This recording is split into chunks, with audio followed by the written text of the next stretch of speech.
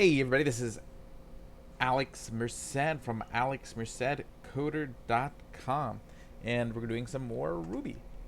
Yay! And in this one, first I want to do some stuff about strings. Mainly I want to show concatenation versus interpolation. That's always, I think, a very important thing to know. So I'll show you two things. Okay, so we're going to create two strings. String 1 equals hello. String 2 equals world. Okay. Now let's put on the screen. First we'll do concatenation. That means you add strings together. So that'd just be, we take string 1. Then we're going to add a string with a space. So that way there's a space between them. And then plus string 2. Cool. So that's how concatenation would work. Let's see. I think it kind of would just be concatenation. Okay, so that's what concatenation. Now let's show you how you would do the same thing but with interpolation. So the way this will work is you have your quotation marks, and what you can do is you put a hash and then curly brackets, and inside the curly brackets you can put any kind of valid expression. In this case, you can just put a variable, because a variable would just resolve to its own value. So string 1, and then we'll put a space in between, then we'll do another one. String 2. Okay, so I'm injecting those values right into the string. Okay, and let's just make sure both of these worked.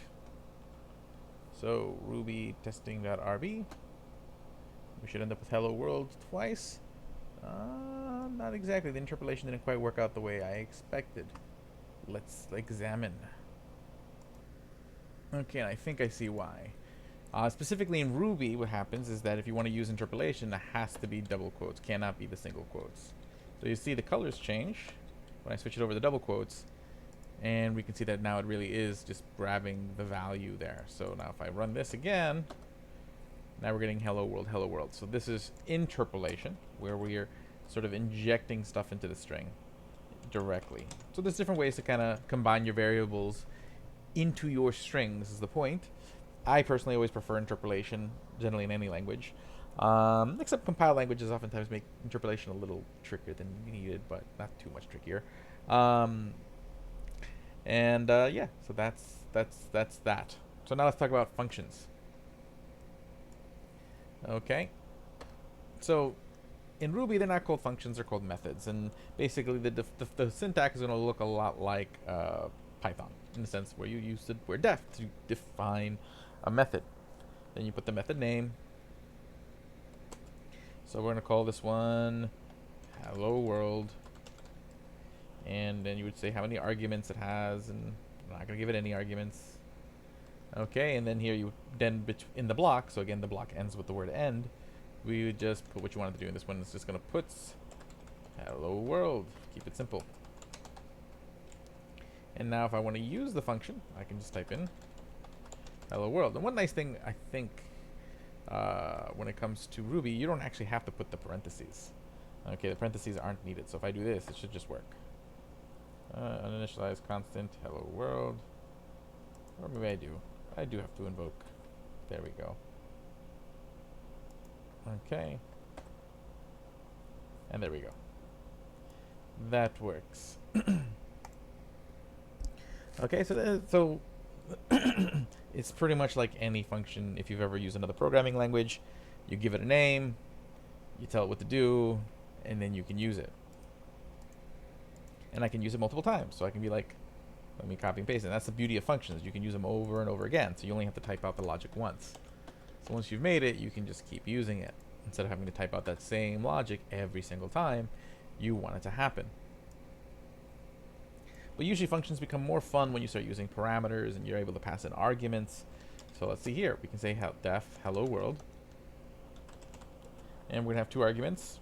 We'll have x, which defaults as hello. And we'll have y, which defaults as world. Okay, that's the default value. So if you don't pass it a value, it'll default to hello world. Okay. So then we hit enter. Here's our block. And basically what this function will do is that instead of just putting hello world on the screen, it's just going to give it back to you. It's just going to return the string. So what it'll do is it'll return a string that is a combination of x space y. Okay. So there we go. So you're just going to get back this string from the function. That's all it does. So let's try out this function a few times. And we're going to put it in a put so that way we can actually see the result on the screen, because the return value doesn't magically pop up in the terminal. If you want to see what the function gives back to you and you want to see it on the screen, I'm going to have to puts it. Okay. So in that case, as we do inside the function, we will do hello world. And the first time we're going to just pass in two different words. So we're going to say goodbye, Alex. Okay, and you can see that the IDE is telling me that goodbye is X and Alex is going to be Y. Okay, so that way I know when I'm looking at the function definition. It just makes it easier for me. That's a nice feature here in Rubymine.